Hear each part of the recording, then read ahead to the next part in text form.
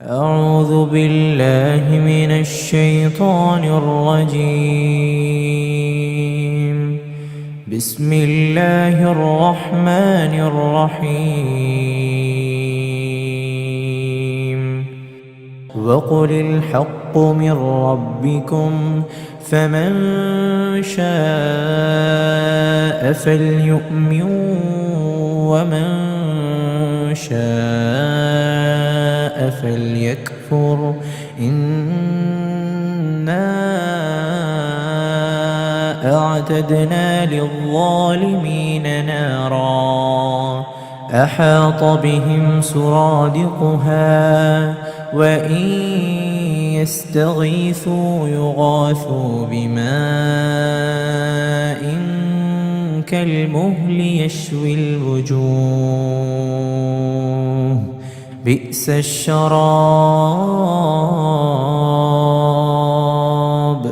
وساءت مرتفقا. അസ്സലാമു അലൈക്കും വറഹ്മത്തുള്ളാഹി വബറകാതുഹു.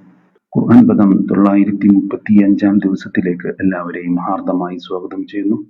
സൂറത്തുൽ കഹ്ഫിലെ 29-ാമത്തെ ആയത്താണ് ഇന്ന് പഠന വിധേയമാക്കുന്നത്. ക്ലാസ് ആരംഭിക്കുന്നതിനായി ആദരണീയനായ ഡോക്ടർ എ.ഐ. വിലായത്തുള്ള സാഹിബിനെ ക്ഷണിക്കുന്നു. അസ്സലാമു അലൈക്കും വറഹ്മത്തുള്ളാഹി വബറകാതുഹു. അഊദു ബില്ലാഹി മിനശ് ശൈത്വാനിർ റജീം. ബിസ്മില്ലാഹിർ റഹ്മാനിർ റഹീം. വഖുലിൽ ഹഖ്ഖു മിർ റബ്ബിക്കും ഫമൻ ശാഅ ഫൽയുഅ്മിൻ വമൻ ശാഅ ഫൽയക്ഫുർ ഇന്നാ അഅ്തദ്നാ ലിൽ-ളാലിമീന നാറാ أحاط بهم سرادقها وإن يستغيثوا يغاثوا بماء كالمهل يشوي الوجوه بئس الشراب وساءت مرتفقا. صدق الله العلي العظيم. സൂറത്തുൽ കഹ്ഫിലെ 29-ാമത്തെ ആയത്താണ് ഞാൻ നിങ്ങളെ കേൾപ്പിച്ചിട്ടുള്ളത്. അസ്ഹാബുൽ കഹ്ഫിനെ കുറിച്ചുള്ള വിവരണത്തിനെ തുടർന്ന് നബി സല്ലല്ലാഹു അലൈഹി വസല്ലമക്ക് അദ്ദേഹത്തോട് വ്യക്തിപരമായി അഭിസംബോധന ചെയ്തുകൊണ്ട് ചില കാര്യങ്ങൾ ഉത്ബോധനം ചെയ്യുന്നതാണ് തുടർന്നുള്ള ഏതാനും ആയത്തുകളിൽ നമ്മൾ കാണുന്നത്. അതിൽ ഇന്നലെ 1-2 ആയത്തുകൾ നമ്മൾ ഈ ഇനത്തിൽ പെടുന്നത് വായിക്കുകയുണ്ടായി. അതിന്റെ തുടർച്ചയായിട്ട് വരുന്ന ഒരു ഭാഗമാണ് ഇന്ന് വായിച്ച 29-ാമത്തെ ആയത്ത്. 1-2 ആയത്തുകൾ കൂടി ഈ അടുത്ത ഒരു ഭാഗം തുടങ്ങുന്നതിന് മുമ്പായിട്ട് അടുത്ത ഒരു കഥനം ആരംഭിക്കുന്നതിന്റെ മുമ്പായിട്ട് ഈ ഗണത്തിൽ പെടുന്നത് നമുക്ക് കാണാൻ കഴിയും. ഈ ആയത്തില് നേരത്തെ ഇന്നലെ നമ്മൾ വിശദീകരിച്ച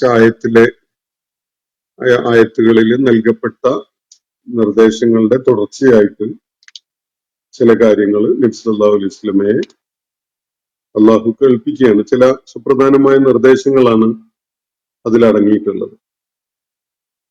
അള്ളാഹുവിന്റെ ആയാത്തുകൾക്ക് അല്ലെങ്കിൽ അവന്റെ കിതാബിന്റെ ഭാഗമായുള്ള ഇപ്പോ അവതരിപ്പിക്കപ്പെട്ടുകൊണ്ടിരിക്കുന്ന വഹിയായി നൽകപ്പെട്ടുകൊണ്ടിരിക്കുന്ന ആയാത്തുകളിൽ എന്തെങ്കിലുമൊക്കെ ഭേദഗതി ചെയ്തുകൊണ്ട് മക്കയിലെ ആളുകളെ തൃപ്തിപ്പെടുത്തുക എന്നത് പൂർണ്ണമായിട്ട് റൂൾ ഔട്ട് ചെയ്യുന്ന വിധത്തിലാണ് അള്ളാഹു ഇന്നലെ നമ്മൾ വായിച്ച ഭാഗത്ത് നബി സല്ലല്ലാഹു അലൈഹി വസല്ലമക്ക് നിർദ്ദേശം നൽകുകയുണ്ടായത്. അള്ളാഹുവിന്റെ കലിമാത്തുകൾക്ക് ഒരു മുബദ്ദിലില്ല. ആരെങ്കിലും അങ്ങനെ വല്ല ബദലും ഉണ്ടാക്കാനുള്ള ശ്രമം നടത്തുകയാണെങ്കിൽ അവന് ഒരു അഭയമായിട്ട് അള്ളാഹുലേക്ക് മടങ്ങുക എന്നതല്ലാത്ത ഒരു അഭയവും കാണാൻ സാധ്യമല്ല എന്നുള്ള ഒരു കാര്യം അവിടെ വ്യക്തമാക്കപ്പെടുകയുണ്ടായി. അതുകൊണ്ട് നാട്ടിലെ പ്രമാണിമാരെയും ധനാഢ്യരെയും അവിടുത്തെ സമൂഹത്തിലെ തറവാട്ട് കാരണവന്മാരെയും മൂപ്പന്മാരെയും ഒക്കെ തൃപ്തിപ്പെടുത്തുന്നതിന് വേണ്ടിയുള്ള അത്തരം ഒരു നിലപാട്, അങ്ങനെ ഒരു സംഗതിയെ ഉദിക്കുന്നില്ല എന്നൊരു കാര്യമാണ് അവിടെ വ്യക്തമാക്കപ്പെടുന്നത്. അതിന് പകരം നബി സല്ലല്ലാഹു അലൈഹി വസല്ലം പ്രഭാതത്തിലും പ്രദോഷത്തിലും അള്ളാഹുവിനോട് പ്രാർത്ഥിച്ചുകൊണ്ടിരിക്കുന്ന, പ്രാർത്ഥനയിൽ ഏർപ്പെട്ടുകൊണ്ടിരിക്കുന്ന, അവന്റെ തൃപ്തി തേടിക്കൊണ്ട് കഴിയുന്ന ഈ ദുർബലരായ, പാവങ്ങളായ, ദരിദ്രരായ ആളുകളെ പിന്തുണച്ചുകൊണ്ട് അവരോടൊപ്പം മനസ്സിനെ ഉറപ്പിച്ചു നിർത്താനാണ് അള്ളാഹു നിർദ്ദേശം നൽകുകയുണ്ടായത്. അവരിൽ നിന്ന് ഒരു കാരണവശാലും കണ്ണുകളെ തെറ്റിച്ച് കളയരുത്. ഭൗതിക ജീവിതത്തിന്റെ മോഹനങ്ങളായ, ആകർഷകങ്ങളായ അലങ്കാരങ്ങളുടെ പുറകെ മനസ്സിനെ പായാൻ വിടരുത് എന്നൊക്കെയാണ് നമ്മൾ അവിടെ മനസ്സിലാക്കിയിട്ടുണ്ടായത്. അതുകൊണ്ട് അള്ളാഹു തന്റെ സ്മരണയിൽ നിന്ന് ചിലരെ അശ്രദ്ധരാക്കിയിരിക്കുകയാണ്. അത്തരം ആളുകളെ അനുസരിക്കാൻ പോകരുത്. അവര് സ്വന്തം ഇച്ഛകളെ, സ്വാർത്ഥമായ അവരുടെ ഇച്ഛകളെയാണ് പിന്തുടരുന്നത്. അങ്ങനെയുള്ള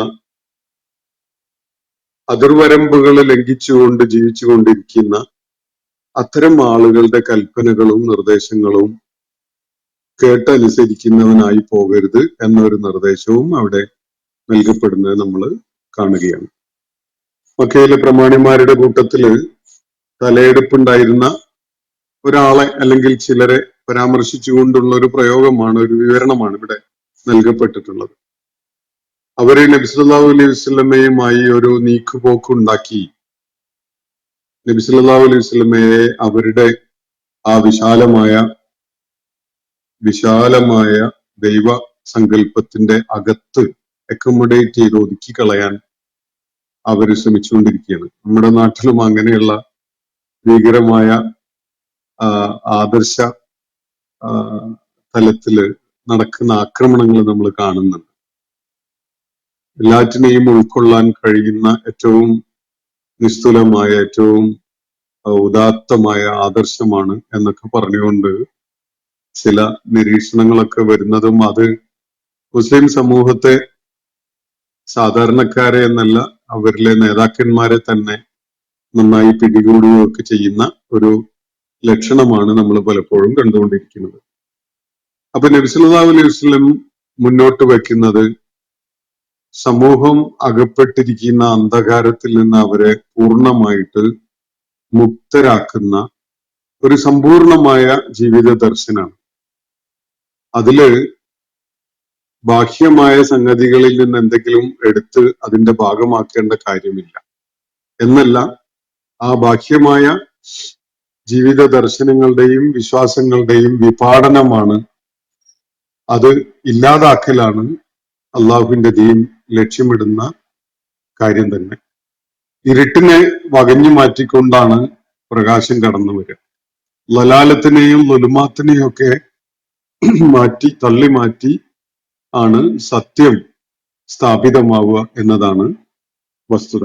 അതുകൊണ്ട് ഈ ആളുകള് തങ്ങളുടെ പാരമ്പര്യ മതത്തിന്റെ ചില ആശയങ്ങൾ കൂടി അല്ലെങ്കിൽ ചില കാര്യങ്ങൾ കൂടി അതിൽ ഉൾപ്പെടുത്തി അതിനും കൂടി ഒരു സ്പേസ് കൊടുത്ത് നമുക്കൊരു യോജിപ്പാവാം എന്ന ഒരാശയമാണ് മുന്നോട്ട് വെക്കുന്നത്.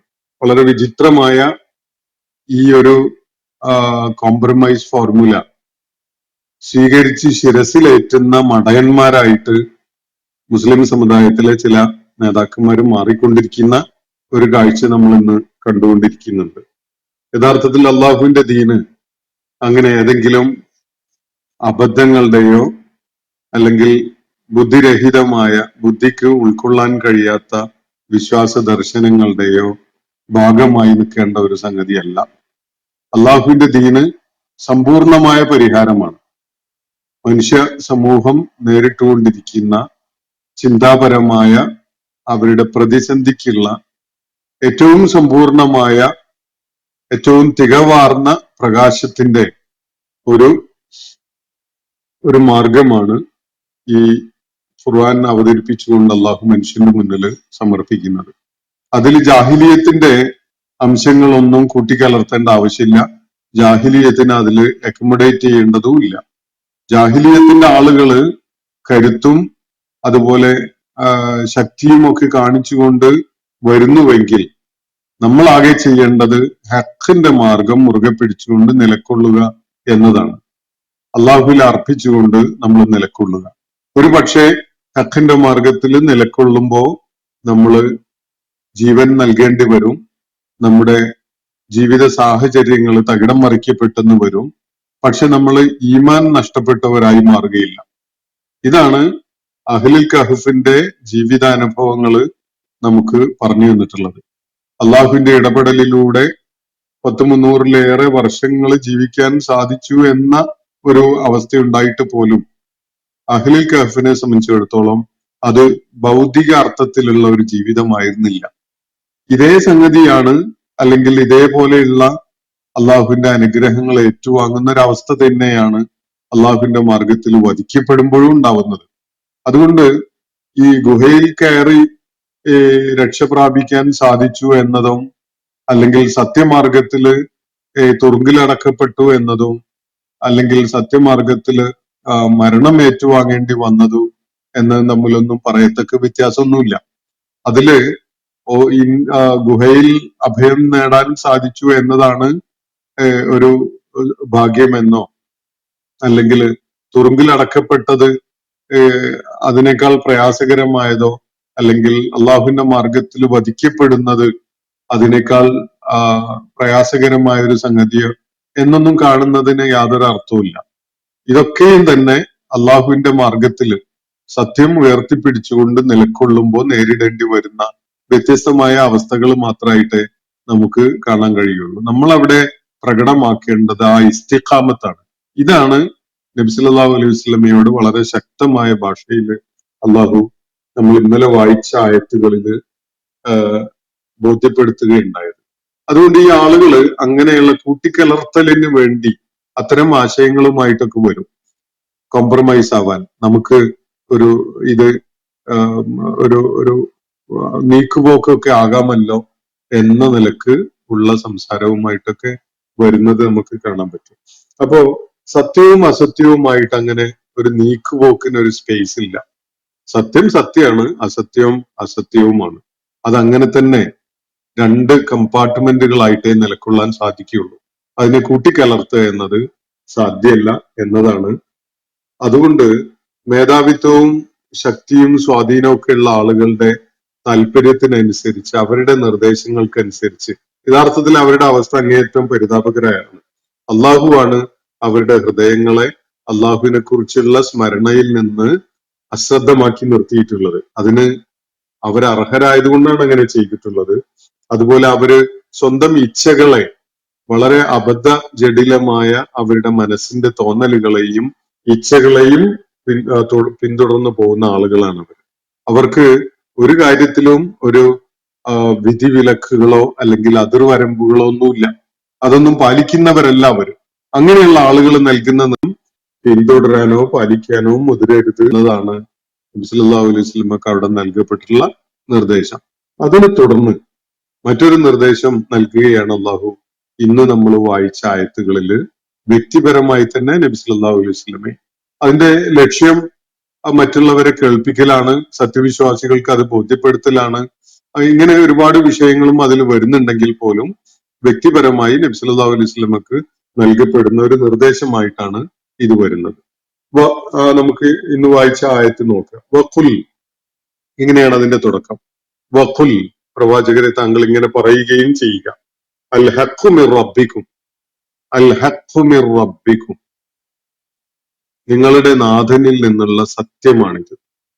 ഇവിടെ അവതരിപ്പിക്കപ്പെട്ടിരിക്കുന്നത്, ഇവിടെ നിങ്ങൾ ഈ ആയാത്തുകളിലൂടെ കേൾപ്പിക്കപ്പെടുന്നത്, ഇവിടെ നിങ്ങളുടെ മുന്നിൽ സമർപ്പിക്കപ്പെട്ടിരിക്കുന്ന ഈ ജീവിത ദർശനം, ഇതാണ് നിങ്ങളുടെ റബ്ബിന്റെ അടുക്കൽ നിന്നുള്ള ഹക്ക്. ഗുഹയിലെ ആളുകള് കണ്ടെത്തിയതും ഉൾക്കൊണ്ടതും ആ ഹക്കാണ്. അതിനു വേണ്ടിയാണ് അവർ നിലക്കൊണ്ടത്. അപ്പോ പറഞ്ഞേക്കുക അവരോട്, അവരെല്ലാവരും കേട്ട് മനസ്സിലാക്കട്ടെ. അൽ ഹഖ്ഖു മിർ റബ്ബിക്കും, നിങ്ങളുടെ റബ്ബിന്റെ അടുക്കൽ നിന്നുള്ള വളരെ വ്യക്തതയുള്ള സത്യമാണിത്. അൽ ഹഖ്ഖു മിർ റബ്ബിക്കും ഫമൻ ശാഅ ഫൽയുമിൻ, ആരെങ്കിലും ഇച്ഛിക്കുന്നുവെങ്കിൽ അവരതിൽ വിശ്വസിച്ചുകൊള്ളട്ടെ. വമൻ ശാഅ ഫൽയക്ഫുർ, ആരെങ്കിലും അതിന് വൈമനസ്യമുള്ളവരാണെങ്കിൽ ഇച്ഛിക്കുന്നില്ലെങ്കിൽ അവര് നിഷേധിച്ചു കൊള്ളട്ടെ. സ്വാതന്ത്ര്യം മനുഷ്യന് നൽകിയിരിക്കുകയാണ്. വേണമെങ്കിൽ അവര് വിശ്വസിക്കട്ടെ, വേണ്ട എന്നുണ്ടെങ്കിൽ അവർ അതിനെ തള്ളിക്കളയട്ടെ. പക്ഷെ ഇതാണ് സത്യം. വളരെ അത്ഭുതകരവും ഒരുപക്ഷെ നമ്മളേറെ ആശ്ചര്യപ്പെടുത്തുന്നതും ഒക്കെയായ ഒരു ഒരു പ്രസ്താവനയാണിത് എന്ന് കാണാൻ കഴിയും.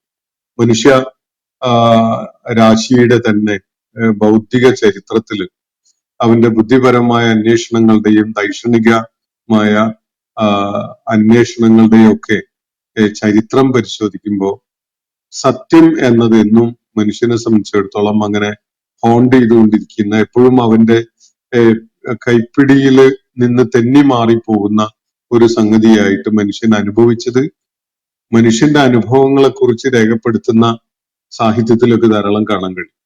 ഇന്ന് നമ്മൾ പലപ്പോഴും സത്യാനന്തര കാലം എന്നൊക്കെ, പോസ്റ്റ് ട്രൂത്ത് ഏജ് എന്നൊക്കെ പറയാറുണ്ട്. പക്ഷെ പോസ്റ്റ് ട്രൂത്ത് ഏജ് എന്നത് ഒരു തെറ്റായ ഒരു നാമകരണമാണ് എന്നതാണ് അത് പരിശോധിച്ചാൽ നമുക്ക് മനസ്സിലാക്കാൻ പറ്റും. യഥാർത്ഥത്തില് പോസ്റ്റ് ട്രൂത്ത് ഏജ് എന്നുള്ള പദം തന്നെ സൂചിപ്പിക്കുന്നത് അങ്ങനെ ഒരു ഏജ് തുടങ്ങുന്നതിന്റെ മുമ്പ് ട്രൂത്തിന്റെ ഏജ് ആയിരുന്നു എന്നതാണല്ലോ. ട്രൂത്തിന് ഒരു കാലം ഉണ്ടായിരുന്നെങ്കിലല്ലേ ഒരു പോസ്റ്റ് ട്രൂത്തിന് ഒരു കാലം ഉണ്ടാവുകയുള്ളൂ. അപ്പോ ഇത് യഥാർത്ഥത്തിൽ മനുഷ്യര് ആധുനിക കാലഘട്ടത്തില് സത്യത്തെ ഫേസ് ചെയ്യാനോ അതിനെ അഡ്രസ് ചെയ്യാനുള്ള സന്നദ്ധത ഇല്ലാത്തവരായിട്ടാണ് നിലകൊള്ളുന്നത് എന്നാണ് നമുക്ക് കാണാൻ കഴിയും. പക്ഷെ അള്ളാഹു ആ ഒരു സമീപനമല്ല സ്വീകരിക്കുന്നത്. സത്യമുണ്ട്, പ്രപഞ്ചവുമായി ബന്ധപ്പെട്ടുകൊണ്ട്, മനുഷ്യന്റെ അസ്തിത്വവുമായി ബന്ധപ്പെട്ടുകൊണ്ട് ഹക്ക് ഉണ്ട്. അത് മനുഷ്യന് പകർന്നു നൽകുന്നത് ദൈവികമായ വെളിപ്പാടുകളിലൂടെയായിട്ട് പ്രവാചകന്മാർ മുഖേനയാണ് എന്നതാണ് സത്യം. അപ്പൊ അള്ളാഹുവിടെ അത് വെട്ടി തുറന്ന് പറയാൻ വേണ്ടി പറയുകയാണ്. പുൽ പറയുക, വഖുലിൽ ഹഖ്ഖു മിർ റബ്ബിക്കും, ഇതാണ് നിങ്ങളുടെ റബ്ബിൽ നിന്നുള്ള ഹഖ്. മനുഷ്യൻ സത്യം അന്വേഷിച്ച് പുറപ്പെട്ടു കഴിഞ്ഞാൽ അവൻ ഏറ്റവും തൃപ്തികരമായിട്ട്, ഏറ്റവും സമ്പൂർണമായിട്ട്, യാതൊരു വിടവോ വൈകല്യമോ പോരായികയോ ഇല്ലാത്തതായിട്ട് കണ്ടെത്താൻ പറ്റുന്ന സത്യമാണ് പ്രവാചകന്മാർ മുഖേന പഠിപ്പിക്കപ്പെട്ടിരിക്കുന്ന ഈ യാഥാർത്ഥ്യം അല്ലെങ്കിൽ ഈ ആദർശം. ഇതാണ് മുന്നോട്ട് വെക്കാൻ വേണ്ടി, അതിൽ യാതൊരു സന്ദേഹമൊന്നും വേണ്ട, അല്ലെങ്കിൽ ഇപ്പൊ ബാക്കിയുള്ളവർ എന്ത് വിചാരിക്കുന്നുള്ള തോന്നലൊന്നും വേണ്ട. പലരും ഇപ്പോ ധരിച്ചു വെച്ചിരിക്കുന്നത് ഓരോരുത്തർക്കും ഓരോ സത്യമാണെന്നാണ്. എന്റെ മനസ്സിന്റെ തോന്നലാണ് എന്റെ സത്യം എന്നതാണ്. ഇതൊക്കെയാണല്ലോ നമ്മള് ഈ ജെൻഡർ ഡിസ്കോഴ്സസിൽ ഇപ്പൊ ഏറ്റവും ഏറെ കേട്ടുകൊണ്ടിരിക്കുന്നത്. പെണ്ണാണ് എന്ന് എനിക്ക് തോന്നുന്നതാണ് സത്യം. ഞാൻ ജനിച്ചത് ആണായിട്ടാവാം, ജീവിച്ചു വന്നത് ഇതുവരെ ആണായിട്ടാവാം, പക്ഷെ എനിക്ക് ഇപ്പോ ബോധ്യപ്പെടുന്നത്, എന്റെ മനസ്സിന്റെ ഉള്ളിൽ ഞാൻ അനുഭവിക്കുന്നത് ഞാൻ ഒരു പെണ്ണാണ് എന്നതാണ് എന്ന് പറഞ്ഞുകൊണ്ടിരിക്കുന്ന തരം നോൺസെൻസിന് വലിയ അംഗീകാരം കിട്ടിക്കൊണ്ടിരിക്കുന്ന ഒരു കാലത്താണ് നമ്മൾ ജീവിക്കുന്നത്. ഇത് ശരിയായ സത്യം എന്നൊരു സംഗതി ഇല്ല. അത് ഓരോരുത്തരുടെയും തോന്നലാണ്. നിങ്ങളുടെ തോന്നലാണ് നിങ്ങളുടെ സത്യം. നിങ്ങളുടെ സത്യമല്ല എന്റെ സത്യം. മറ്റൊരാളുടെ സത്യം അയാളുടെ സത്യമാണ് എന്ന വിധത്തിൽ പറഞ്ഞു പരത്തുന്നത് യഥാർത്ഥത്തിൽ തെറ്റായ ഒരു ആശയത്തെയാണ്. അഭിപ്രായമെന്നോ നിലപാടെന്നോ അനുഭവമെന്നോ തോന്നലെന്നോ എന്നൊക്കെ ഉള്ളതിന് പകരം അവര് സത്യം എന്ന വാക്ക് ഉപയോഗിക്കുന്നു എന്ന് മാത്രമേ അവിടെ നമുക്ക് കാണാൻ കഴിയുന്നുള്ളൂ. എന്റെ സത്യമാണ് എന്റെ സത്യം എന്ന് പറയുമ്പോൾ എന്റെ തോന്നലാണ് എന്നതാണ് യഥാർത്ഥത്തിൽ അവരുദ്ദേശിക്കുന്നത്. ഇതേ കാര്യം പണ്ടും മനുഷ്യര് പറയാറുണ്ടായിരുന്നതാണ്. പക്ഷെ അവിടെ സത്യം എന്നുള്ള വാക്കല്ല ഉപയോഗിക്കാറുണ്ടായിരുന്നത്. ഇപ്പോ ആധുനിക ഘട്ടത്തില് ആളുകള് എന്റെ തോന്നല്, എന്റെ വിചാരം എന്നൊക്കെ ഉള്ളതിന് പകരം എന്റെ സത്യം എന്ന വാക്ക് ഉപയോഗിക്കുന്നു എന്നൊരു വ്യത്യാസം മാത്രമേ അവിടെ സംഭവിച്ചിട്ടുള്ളൂ എന്നതാണ് വസ്തുത. പക്ഷെ ഇതിനുപരിയായി പ്രപഞ്ചവും മനുഷ്യന്റെ അസ്തിത്വവും ഒക്കെ ആയി ബന്ധപ്പെട്ടുകൊണ്ട് ഒരു സത്യമുണ്ട്. ആ സത്യം അള്ളാഹുവിനെ തിരിച്ചറിയുന്നതിലൂടെയാണ് മനുഷ്യന് ഉൾക്കൊള്ളാൻ സാധിക്കുക, മനുഷ്യന് മനസ്സിലാവുക. കാരണം എല്ലാറ്റിനും ഉണ്മ നൽകിയിട്ടുള്ളത് അള്ളാഹുവാണ്. ഇതാണ് അള്ളാഹുവിടെ ചൂണ്ടിക്കാണിക്കുന്ന ഏറ്റവും ശ്രദ്ധേയമായ ഒരു കാര്യം.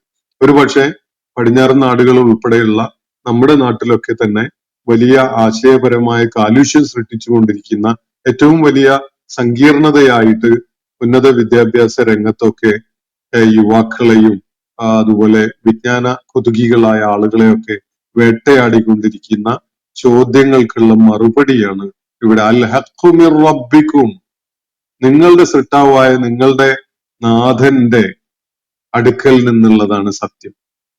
അതാണ് പരമമായ സത്യം. ആബ്സല്യൂട്ട് ട്രൂത്ത് എന്ന് പറയുന്നത് നിങ്ങളുടെ റബ്ബ് നിങ്ങളുടെ മുന്നിൽ അവതരിപ്പിച്ചിട്ടുള്ളതാണ്. അവനാണ് നിങ്ങളെ രൂപകൽപ്പന ചെയ്തിട്ടുള്ളത്. നിങ്ങൾ എന്ന ഒരു ആശയം തന്നെ ഉടലെടുത്തത് ആ റബ്ബിൽ നിന്നാണ്. ആ റബ്ബ് നിങ്ങളുടെ മുന്നിൽ അവതരിപ്പിക്കുന്ന സത്യമാണിത് എന്നാണ് അള്ളാഹു ഉറക്കെ പ്രഖ്യാപിക്കാൻ വേണ്ടി ഇവിടെ പറയുന്നത്. വഖുൽ, പ്രവാചകരെ ഇങ്ങനെ പ്രഖ്യാപിക്കുക, പറയുക, അൽ ഹഖ്ഖു മിർ റബ്ബിക്കും, നിങ്ങളുടെ റബ്ബിന്റെ അടുക്കൽ നിന്നുള്ളതാണ് സത്യം, അല്ലെങ്കിൽ നിങ്ങളുടെ റബ്ബിന്റെ അടുക്കൽ നിന്നുള്ള സത്യമാണിത്. ഈ ഹഖ്, ഈ യാഥാർത്ഥ്യം അവരെ കേൾപ്പിക്കുക. അതാണ് മനുഷ്യ അസ്തിത്വവുമായി, മനുഷ്യന്റെ സ്വത്വപരമായ വിചാരങ്ങളുമായി, അവന്റെ ദൈക്ഷണികമായ അന്വേഷണങ്ങളുമായി ഒക്കെ ബന്ധപ്പെട്ടുകൊണ്ട് അവൻ തേടിക്കൊണ്ടിരിക്കുന്ന സത്യം ഇതാണ്. അള്ളാഹുവിനെ തിരിച്ചറിയലാണ്. അള്ളാഹു എന്ന ഒരു ശക്തി ഈ പ്രപഞ്ചത്തിന്റെ പുറകിലുണ്ട് എന്നത് ബോധ്യപ്പെടലാണ് മനുഷ്യന് മറ്റേത് പ്രതിഭാസങ്ങളെയും തിരിച്ചറിയുന്നതിന് ഏറ്റവും അനിവാര്യമായ ഒരു സത്യബോധം. അത് അവനിൽ ഉണ്ടാകുമ്പോഴാണ് ആ അള്ളാഹുവുമായിട്ട് തട്ടിച്ചുകൊണ്ടും ബന്ധപ്പെടുത്തിക്കൊണ്ടുമാണ് ബാക്കി സകല കാര്യങ്ങളും മനുഷ്യന് മനസ്സിലാക്കാൻ സാധിക്കുക. ഇല്ലെങ്കിൽ അവന് നിലക്കൊള്ളുന്ന പ്രതലം അത് ഫേം ആയതാവില്ല. അതുകൊണ്ട് തന്നെ അവന്റെ ജ്ഞാനം ഒരിക്കലും തന്നെ ഒരു ദാർഢ്യതയുള്ളതായി മാറുകയില്ല. അവന് കയറി നിൽക്കാൻ ഒരു പ്രതലം വേണം, ഒരു പ്ലാറ്റ്ഫോം അല്ലെങ്കിൽ ഒരു പെഡസ്റ്റൽ വേണം. ഈ പെഡസ്റ്റലിൽ നിന്നുകൊണ്ടാണ് അവൻ മുകളിലോട്ട് ആകാശത്തിലേക്ക് നോക്കുന്നത്, അല്ലെങ്കിൽ ഭൂമിയിലോട്ട് കീഴോട്ട് നോക്കുന്നത്, ചുറ്റുപാടുമുള്ള പ്രതിഭാസങ്ങളെയും സഹജീവികളെയും ജീവജാലങ്ങളെയും ഒക്കെ നോക്കിക്കാണുന്നത്. ഇത് കാണണമെങ്കിൽ, ഇത് യാഥാർത്ഥ്യ ബോധത്തോടു കൂടി ഉൾക്കൊള്ളണമെങ്കിൽ അവന് നിൽക്കുന്ന പ്ലാറ്റ്ഫോം വളരെ ഫേം ആയതായിരിക്കണം. അത് വളരെ ഉറച്ച ഒരു പെഡസ്റ്റൽ ആയിരിക്കണം. ആ ഒരു ഉറച്ച പെഡസ്റ്റലാണ് അള്ളാഹുവിടെ മനുഷ്യന് നൽകിക്കൊണ്ട് പറയുന്നത്. ഇങ്ങനെ അവരോട് പറയുക, അൽ ഹഖ്ഖു മിർ റബ്ബിക്കും, നിങ്ങളുടെ റബ്ബിന്റെ അടുക്കൽ നിന്ന് അവതീർണമായിരിക്കുന്ന സത്യമാണിത്. ഫമൻ ശാഅ, ആരാണോ ഉദ്ദേശിക്കുന്നത്, ആരാണോ ഇച്ഛിക്കുന്നത്, ഫൽയുമിൻ, അവൻ വിശ്വസിക്കട്ടെ. വമൻ ശാഅ ഫൽയക്ഫുർ, ആരാണോ അതിനെ നിഷേധിക്കാൻ, അതിനെ തള്ളിക്കളയാൻ ഉദ്ദേശിക്കുന്നത്, അവൻ അങ്ങനെ ചെയ്യട്ടെ. ഇന്ന അഅ്തദ്നാ നാറ, എന്നാൽ അത് തള്ളിക്കളയുന്നത് യാതൊരു അനന്തരഫലവും ഇല്ലാത്ത ഒരു സംഗതിയല്ല. മനുഷ്യന് ബുദ്ധി നൽകിയിട്ടുണ്ട്, കാഴ്ച നൽകിയിട്ടുണ്ട്, കേൾവി നൽകിയിട്ടുണ്ട്, സംസാര വൈഭവം നൽകിയിട്ടുണ്ട്. ഇതൊക്കെ പ്രയോജനപ്പെടുത്തിക്കൊണ്ട് അവൻ അന്വേഷിച്ച് കണ്ടെത്താതെ, അല്ലെങ്കിൽ അതിനോട് പുറംതിരിഞ്ഞു നിന്നുകൊണ്ട് സത്യം ഉൾക്കൊള്ളാതെ പോകുന്നുവെങ്കിൽ അവന് ലാലിമായിട്ട് മാറുകയാണ്, അവൻ അക്രമിയായിട്ട് മാറുന്നു. ആരോടാണ് അവൻ ഏറ്റവും വലിയ അക്രമം ചെയ്യുന്നത്? അത് സ്വന്തത്തോട് തന്നെയാണ്. ലുൽമുൻ നഫ്സാണ് അവന് ചെയ്തുകൊണ്ടിരിക്കുന്നത്. അങ്ങനെ ലാലിമായി മാറുന്ന ഒരാള് സ്വാഭാവികമായിട്ടും എല്ലാറ്റിനോടും ലുൽമു ചെയ്തുകൊണ്ടിരിക്കുകയാണ്. സ്വന്തത്തോടും ലുൽമു ചെയ്യുന്ന ആള് സ്വന്തം സൃഷ്ടാവായ റബ്ബിനോട് ലുൽമു ചെയ്യുന്നവനാണ്. സഹജീവികളോടും അതുപോലെ ഇതര ജീവജാലങ്ങളോടും മനുഷ്യരോടും ഒക്കെ തന്നെ ലുൽമു ചെയ്യുന്നവനായിട്ടാണ് നിലക്കുള്ള. ഭൂമുഖത്തുള്ള സകല പ്രതിഭാസങ്ങളോടും അവന് ഇടഞ്ഞിട്ടാവും ഉണ്ടാവുക. അവന് സഹാനുഭൂതിയോ അല്ലെങ്കിൽ ആർദ്രതയോ കരുണയോ ഒന്നും തന്റെ ചുറ്റുപാടുള്ള യാതൊന്നിനോടും സാധ്യമല്ല. കാരണം ശരിയായ നിലപാട്, ശരിയായ ബോധ്യം ഒന്നിനെ കുറിച്ചും അവനില്ല എന്നതാണ് അതിന്റെ കാരണം. അപ്പോ അങ്ങനെ വരുന്ന ഇന്ന അഅ്തദ്നാ നാറ, അങ്ങനെ കുഫറിന്റെ വഴി തെരഞ്ഞെടുത്ത് ലുൽമിന്റെ മാർഗം തെരഞ്ഞെടുത്ത ആള്, ലാലിമായി മാറിയ ആള്, അങ്ങനെയുള്ളവർക്ക് നാം നരകമാണ് ഒരുക്കി വെച്ചിരിക്കുന്നത്. ഇന്ന അഅ്തദ്നാ നാറ. അപ്പോ അള്ളാഹു അവതരിപ്പിച്ചിരിക്കുന്ന ഈ ഹഖിന്റെ മുന്നില് മനുഷ്യന് രണ്ടിലേതെങ്കിലും ഒരു നിലപാട് സ്വീകരിക്കാം. ഒന്നുകിൽ അത് വിശ്വസിക്കുന്നവനാകാം, അല്ലെങ്കിൽ അത് തള്ളിക്കളയുന്നവനാകാം.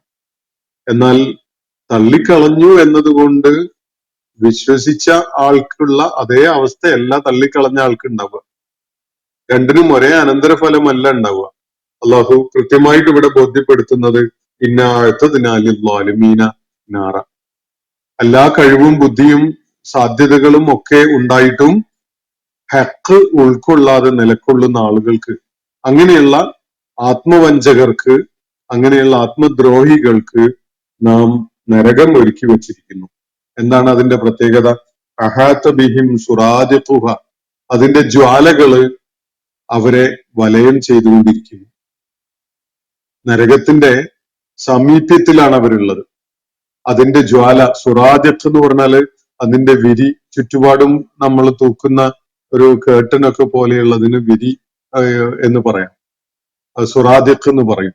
അപ്പൊ അതിന്റെ സുറാദിഖ്, അതിന്റെ നരകത്തിന്റെ വിരി എന്നത് നരകത്തിന്റെ ജ്വാലയാണ് എന്നാണ് ചൂണ്ടിക്കാണിക്കപ്പെടുന്നത്.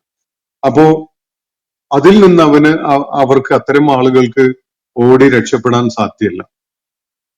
ആ നരകത്തിന്റെ ജ്വാല അവരെ എല്ലാ ഭാഗത്തു നിന്നുമായിട്ട് വലയം ചെയ്തിരിക്കുകയാണ്.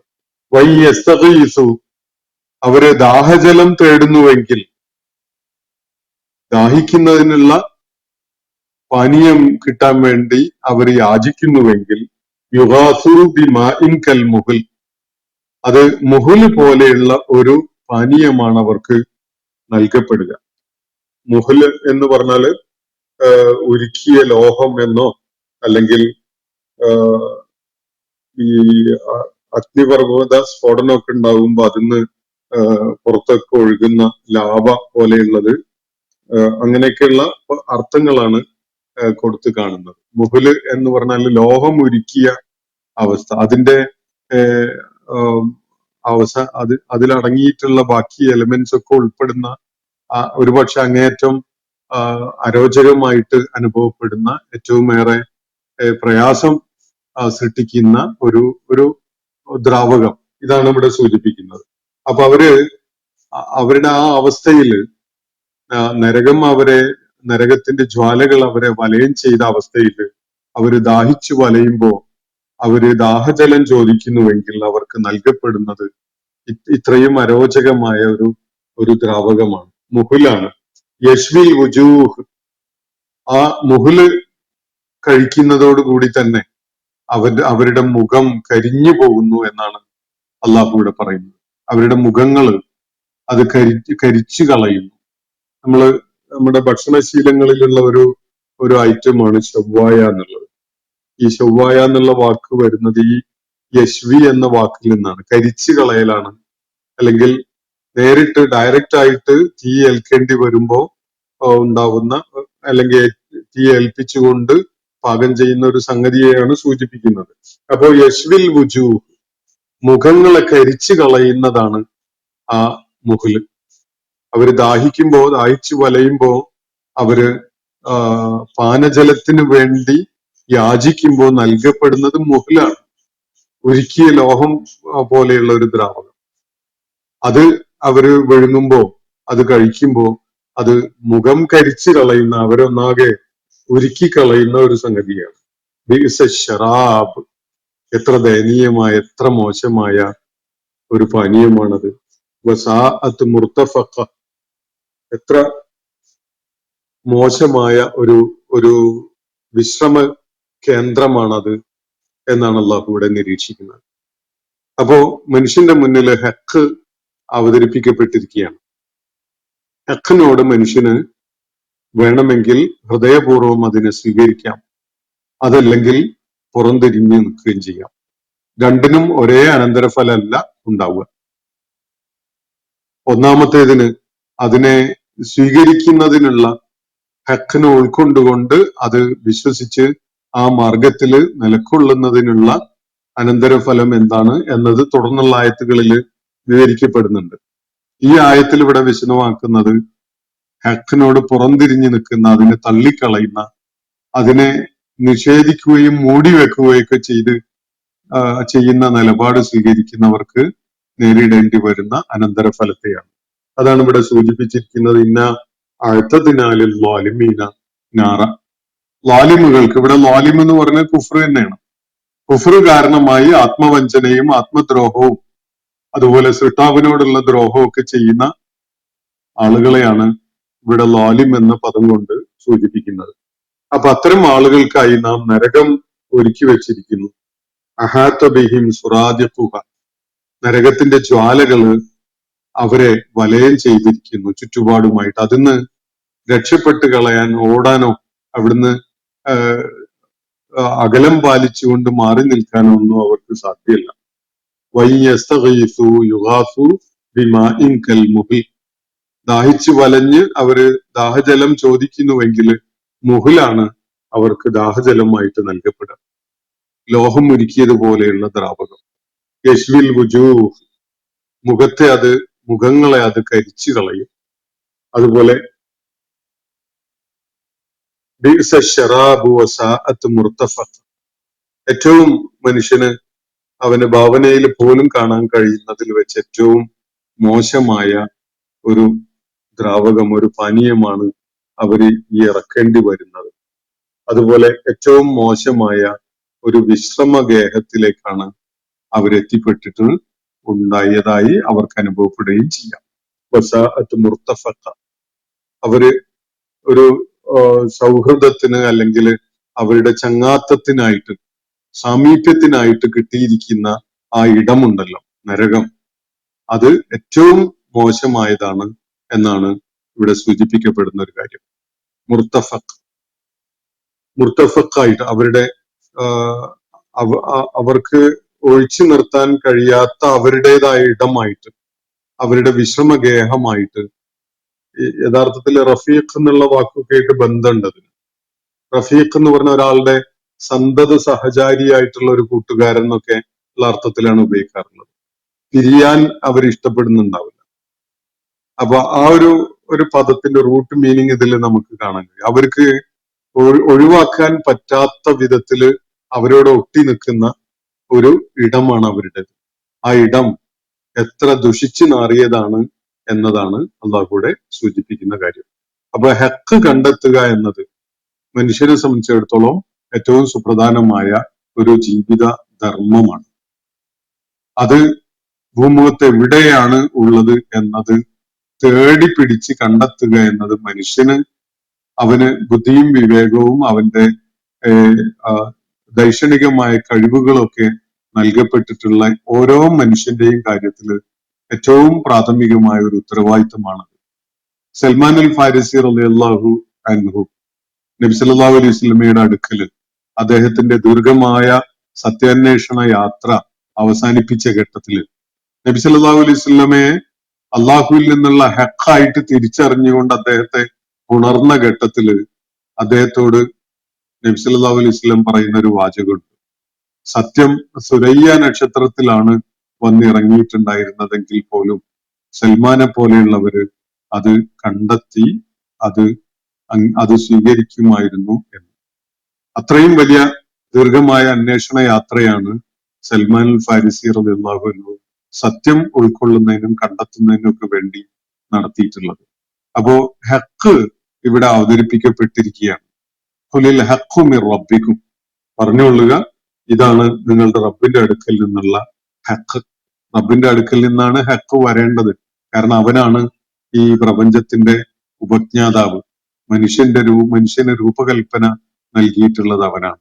ആ റബ്ബാണ് മനുഷ്യനുമായി ബന്ധപ്പെട്ടുകൊണ്ടുള്ള ഹക്ക് ബോധ്യപ്പെടുത്തി തരേണ്ടത്. അതാണ് ഇവിടെ ഈ കലിമാത്തുകളിലായിട്ട് അവതരിപ്പിക്കപ്പെട്ടിരിക്കുന്നത് എന്നാണ് വ്യക്തമാക്കാൻ വേണ്ടി അള്ളാഹു ഇവിടെ പറയുന്നത്. ഞാൻ അവസാനിപ്പിക്കുകയാണ്.